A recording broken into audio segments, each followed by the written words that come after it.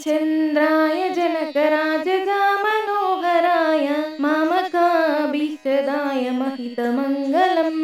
कोसलीशाय मन्दहासदासपोषणाय वासवादिविनुत सर्वरदमङ्गलम् चारुकुङ्कुमोपेतचन्दनादिचर्चिताय हारकटकशोभिताय भूरिमङ्गलम् ललितरत्नकुण्डलाय तुलसीवनमालिकाय जलजसदृशदेहाय चारुमङ्गलम् देवकीपुत्राय देवदेवोत्तमाय चापजातगुरुवराय भव्यमङ्गलम् पुण्डरीकाक्षाय पूर्णचन्द्राननाय अण्डजातवाहनाय अतुलमङ्गलम्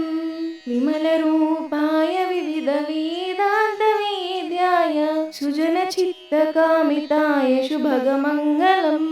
रामदासमृदुलहृदयतामरसनिवासाय स्वामि भद्रगिरिवराय सर्वमङ्गलम् स्वामि भद्रगिरिवराय